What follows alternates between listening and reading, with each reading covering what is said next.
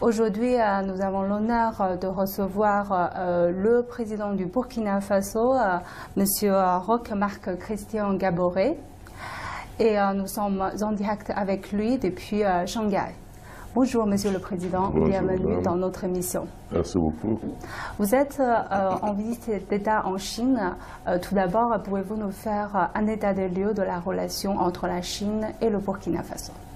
Cette relation a été reprise il y a de cela 3 mois. Et je dois pouvoir dire qu'en 3 mois, nous avons pu signer un accord de coopération entre le Burkina Faso et la Chine, qui est un accord de coopération qui intéresse tous les domaines de la vie économique et sociale de notre pays.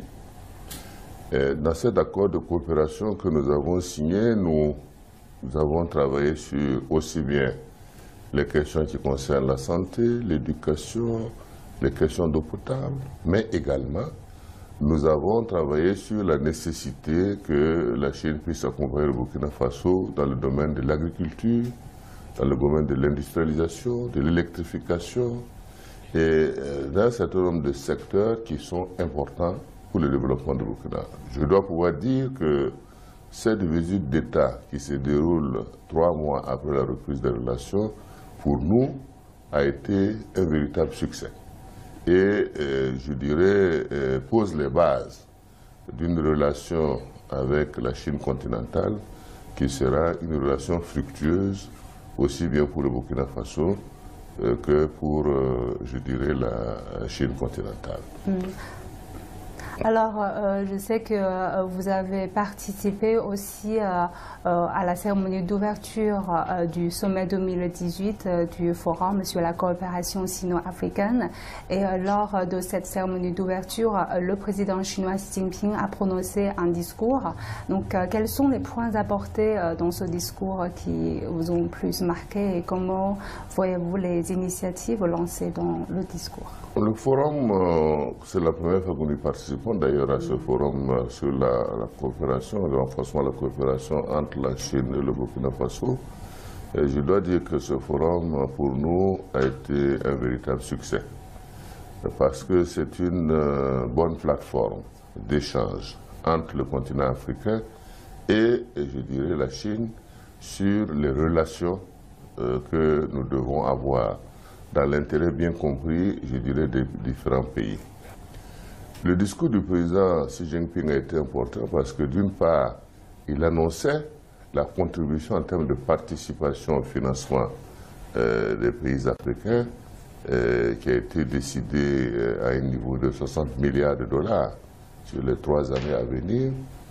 Mais en même temps, il s'intéressait un peu à plusieurs secteurs dans lesquels la Chine a décidé d'investir. Et c'est pour cela que je vous disais tantôt que la question de l'agriculture a été une question centrale. Permettre aux pays africains d'être autosuffisants, permettre effectivement aussi une industrialisation qui va permettre la transformation locale des produits et en même temps de pouvoir créer de l'emploi. Et vous avez aussi la question de la ceinture et de la route, l'initiative qui a été prise donc par la Chine populaire, initiative soutenue par les pays africains qui doit permettre une mondialisation sans frontières, aussi bien par voie terrestre, aussi bien par voie ferroviaire que sur le plan portuaire, mais en même temps favoriser le commerce international. Et comme vous savez, notre forum se bat pour le multilatéralisme, pour éviter les actions de protectionnisme développées par certains pays qui sont de nature à créer des situations de perturbation au niveau mondial. Il y a eu également des discussions qui ont porté sur les questions de santé, sur les questions également d'autonomisation des femmes et des jeunes, comment faire en sorte qu'il y ait un peu plus de rapport entre nos jeunes et nos femmes. Il y a également la question du développement du tourisme, qui était également des points importants dans les discussions que nous avons eu à mener. Et donc, je veux dire que la Chine a décidé véritablement d'ouvrir effectivement son champ d'action et de pouvoir donc accompagner sur un programme de 3 ans à venir l'Afrique dans ce processus, je dirais, gagnant-gagnant que nous avons engagé. Je voudrais également dire que nous avons insisté sur le fait qu'il est important que ce soit les sociétés d'État, les entreprises privées, ils puissent avoir également un rapprochement entre les hommes d'affaires chinois et l'investissement en Afrique. Et là, il faut créer évidemment l'ensemble des conditions qui permettent effectivement de rassurer les investisseurs chinois à venir en Afrique, à investir et à pouvoir aussi participer non seulement au développement, parce qu'ils vont payer les taxes localement, etc., mais en même temps créer des emplois pour, je dirais, les Africains également dans les différents pays où nous sommes. La Chine également a décidé de soutenir toutes les actions, je dirais, de consolidation de l'intégration entre les pays africains. C'est pourquoi tous les projets qui sont intégrateurs, qui concernent la route, qui concernent le chemin de fer, qui permettent à des pays de pouvoir se consolider du point de vue des relations économiques, là également, il y a un engagement de pouvoir aider, sans compter tout ce qui concerne les questions sécuritaires, qui sont des questions importantes, lutte contre le terrorisme, sécurité des États, et toutes les questions également internationales au niveau de l'ONU, solidarité entre la Chine et l'Afrique pour défendre les mêmes points de vue, que ce soit sur la réforme des Nations Unies, que ce soit également sur les grandes questions internationales. Donc je veux dire que c'est une vision complète qui a été terminée par la déclaration de Beijing et le plan d'action également qui a été déroulé, que nous avons adopté et qui sera la feuille de route sur les 3 ans à venir. Vous avez parlé sur un plan large, mais plus précisément pour le Burkina Faso, je sais que vous avez lancé le plan national de développement économique et social.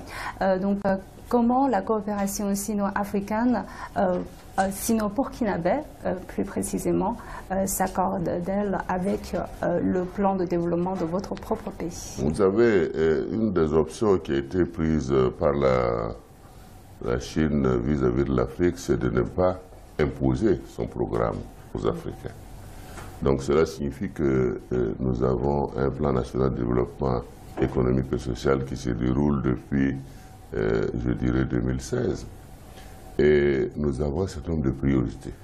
Et ces priorités, je peux vous assurer, ont été prises en compte dans le cadre donc, du programme de l'accord que nous avons signé avec la Chine.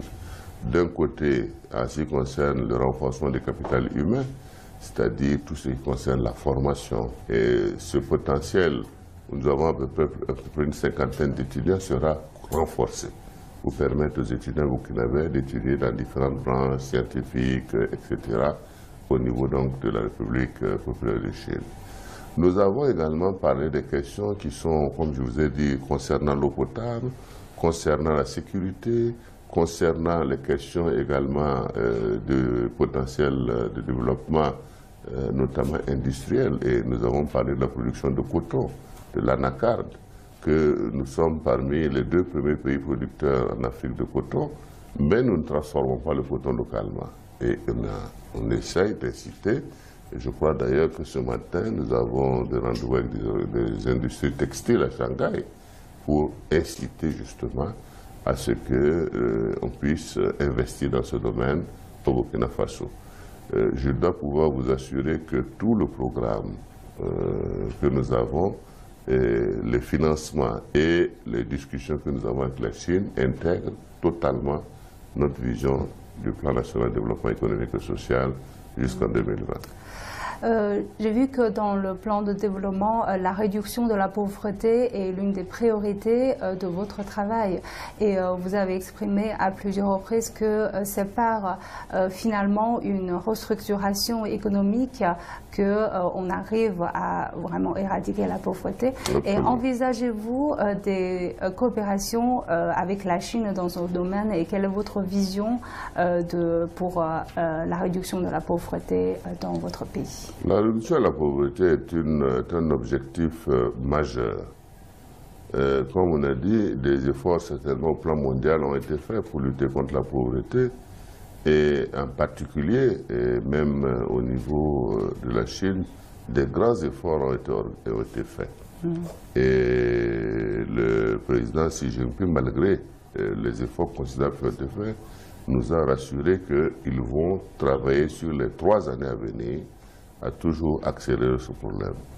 Nous avons décidé au Burkina Faso de restructurer l'économie parce que sans créer des richesses, sans évidemment travailler à valoriser la production locale, sans la création d'emplois dans tous les secteurs, qu'ils soient des secteurs industriels, agricoles, etc., et il est impossible d'éradiquer la pauvreté.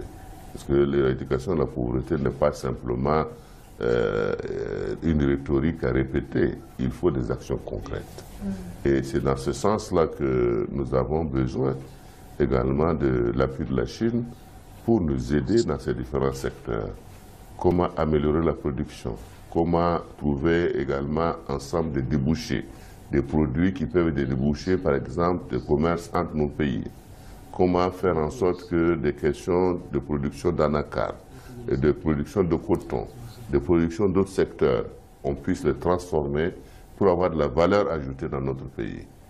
Alors, tout ça, c'est des questions qui sont importantes, parce que quand je parle d'agriculture, je parle de mécanisation, je parle d'accroissement de la production, je parle d'exportation de la production. Quand je parle également du développement du numérique, c'est tout ce qui concerne Internet et les emplois que ça peut créer. Et la fibre optique, vous savez que nous avons commencé avec la société Huawei pour déjà 2000 km et nous avons également la perspective de 5000 km encore de fibre optique pour faire en sorte que l'ensemble du Burkina Faso puisse être justement interconnecté et que cela permette aux jeunes, aux femmes également de pouvoir mener un certain nombre d'activités. Donc c'est pour dire que c'est un travail de longue haleine et c'est ce que je disais, la Chine est une source d'inspiration parce qu'il n'y a pas longtemps, la Chine également était dans d'énormes difficultés en ce qui concerne la lutte contre la pauvreté, mais quand on voit aujourd'hui, ils ont réussi par la discipline, par la vision, par le travail acharné, non seulement de la direction du pays et du peuple chinois, à faire en sorte qu'aujourd'hui, nous avons plus de 300 millions de classes moyennes en Chine. Nous avons environ une réduction de la pauvreté qui a été vraiment drastique. Et sur les 3 ans à venir, le président nous disait qu'il reste environ 30 millions encore de Chinois pour lesquels chaque année il travaille ce que 10 millions sortent de la pauvreté. C'est pour dire que c'est un objectif qui est déjà à portée de main. Je sais que cette fois, la Chambre de commerce burkinabé a participé aussi au forum des entrepreneurs qui ont eu lieu en marge du sommet du forum sur la coopération sino-africaine. Et vous avez aussi eu l'occasion de visiter certaines entreprises chinoises lors de votre courte visite. Alors, quels sont les partenaires potentiels ou quelles sont vos impressions sur les entrepreneurs et est-ce qu'il y a déjà des opportunités qui ont été trouvées dans les deux côtés? En tout cas, j'ai salué déjà la participation des Burkinabés à cette mission. Ils ont participé à l'activité économique qui concernait les hommes d'affaires africains et chinois. Et je dois dire que c'était la première fois également qu'ils y participaient. Et nous avons une rencontre entre les hommes d'affaires chinois et burkinabés de façon spécifique, rencontre à laquelle j'ai participé pour non seulement encourager les uns et les autres à créer des partenariats, mais également demander à ce que, entre la Chambre de commerce du Burkina Faso et la Fédération des hommes d'affaires, je dirais, de Chine, ils puissent faire en sorte d'avoir une autre rencontre spécifique sur les domaines de joint venture entre les Chinois et les Burkinabés, de manière à mieux coordonner et à permettre véritablement de faire émerger un certain nombre d'affaires dans notre pays. Ce travail est en train d'être fait. Un accord a été signé d'ailleurs entre les chambres de commerce, je crois, du Burkina Faso et de la Chine. La visite aussi a été l'occasion pour moi personnellement de rencontrer et de rendre visite à un certain nombre de sociétés chinoises qui travaillent aussi bien sur les routes, sur l'électricité, sur des produits de transformation, la sécurité, etc. Je dois dire que ce sont des visites qui nous ont beaucoup impressionnés quant à la capacité, la technicité et le nombre d'entreprises, parce que nous n'avons pas vu tout le monde évidemment, mais déjà ce que nous avons vu, je dois dire que ça nous a pris beaucoup de temps, beaucoup de discussions, et nous avons trouvé que les entreprises chinoises sont vraiment des entreprises qui sont agressives au point de vue commercial. Ils sont agressifs au point de vue de leur intérêt pour le pays et de leur possibilité d'investissement.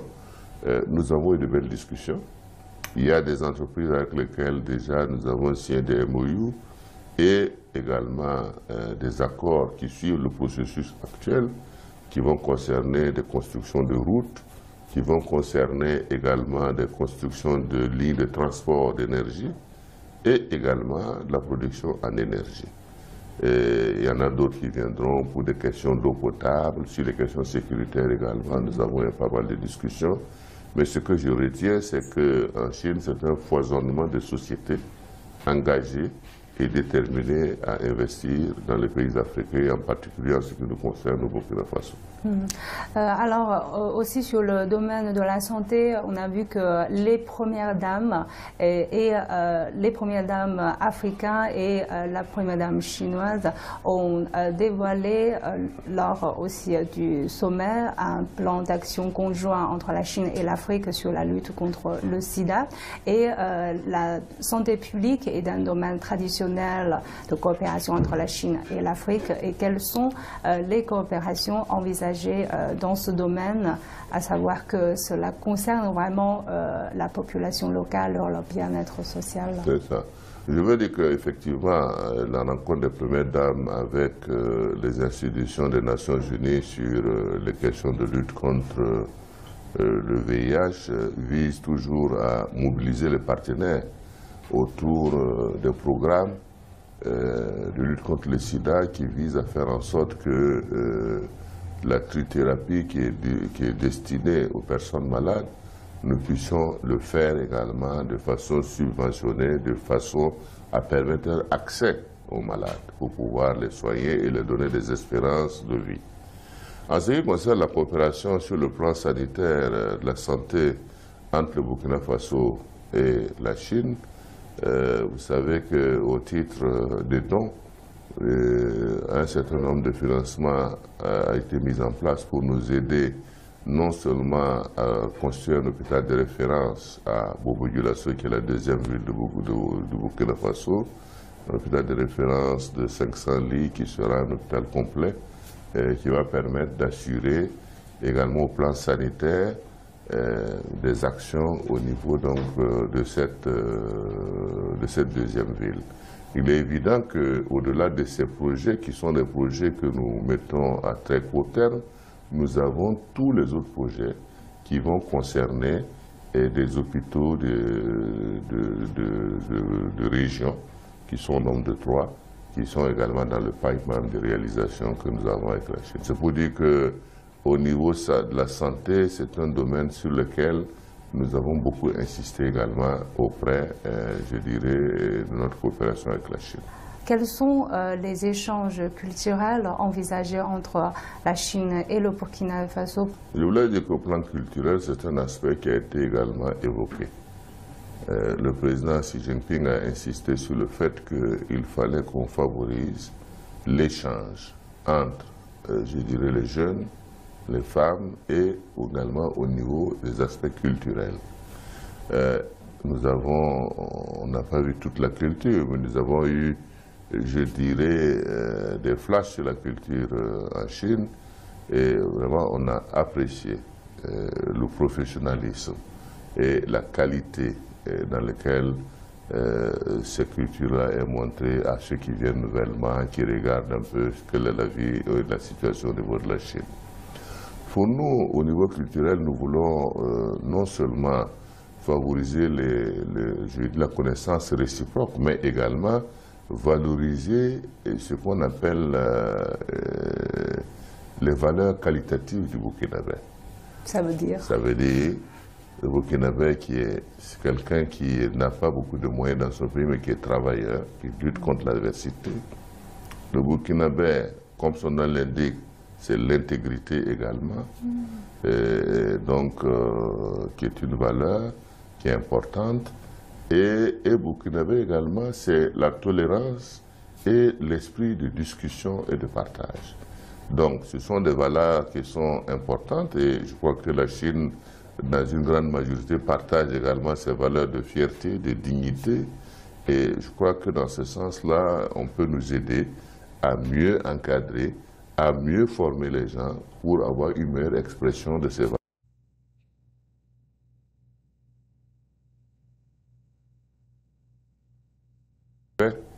Pour que, par exemple, la dernière fois, je regardais les tam-tams, gros tam-tams chinois, plus les tam-tams africains, qui ont joué en mixte. Une musique qui était parfaitement synchronisée, appréciée de tout le monde, et qui valorisait aussi bien les sons chinois que les sons africains. Et je trouve que ce genre de culture qui commence à se mêler, c'est quelque chose de positif, aussi bien pour les Chinois que pour les Africains en même temps. Alors, ce qui me plaît également dans la culture, c'est que tous les actes qui sont déroulés le sont dans une précision, des gestes, des symboles sur lesquels nous devons encore beaucoup travailler. Parce que les choses doivent être faites avec beaucoup de précision, pour pouvoir avoir un peu l'assentiment de ceux qui regardent, qu'ils comprennent ce que ça signifie, qu'ils comprennent. C'est vrai que c'est la première fois que je viens en Chine, hein. J'ai encore du temps pour apprendre un peu de la culture chinoise, mais bon, je dois pouvoir dire quand même que nous avons apprécié la qualité des prestations, des gestes, et ça c'est vraiment, et la précision du timing, c'est vraiment important. C'est vrai que parce qu'il y a un ami africain qui m'a dit qu'il trouve parfois des ressemblances entre certaines formes d'art chinois et africains. C'est vrai, au niveau culturel, forcément, il y a toujours des aspects qui sont un peu ressemblants. Même entre nous les Africains, quand nous baladons, nous allons les danses, parfois on a des danses qui sont quasiment similaires. Même si on a des distances de plusieurs kilomètres entre nous. Et je sais que vous avez eu une expérience assez intéressante parce que quand vous étiez à Beijing, vous avez visité la Grande Muraille. Racontez-nous un peu l'expérience. La Grande Muraille a été une expérience qui était impressionnante parce que je me rappelle que la veille, on était au dîner avec le président Xi Jinping qui m'a dit il faudra que la prochaine fois vous allez à la Grande Muraille. Et je lui ai dit non, mais demain matin, j'ai déjà le programme de la Grande Muraille. Il m'a dit ah, on dit que celui qui va visiter la Grande Muraille, il sera un patriote. Alors moi, je n'ai jamais vu la Grande Muraille, je me suis dit bof, c'est un truc simple, on va aller se balader. Mais je crois que dès qu'on a commencé à monter, j'ai compris que c'était vraiment du patriotisme que d'aller jusqu'au bout. Mais c'est impressionnant quand on voit que c'est des hommes qui ont construit cette grande muraille sur des kilomètres avec des pentes parfois de 470 degrés. On doit se dire que c'est au prix de l'effort, de l'engagement, de la détermination d'un peuple à assurer sa sécurité. Et on doit vraiment rendre beaucoup d'hommage à ces personnes-là. C'est vraiment important comme chef-d'œuvre. C'est vrai qu'au plan d'être travailleur, peut-être c'est quelque chose qui ressemble les Chinois et les Brésiliens. Absolument. Là, c'est plus que du travail, c'est de l'engagement, vraiment. C'est vraiment important. Alors, je vous remercie, Monsieur le Président, d'avoir nous accordé cette interview. C'est moi qui vous remercie de cette interview. Merci beaucoup. Merci.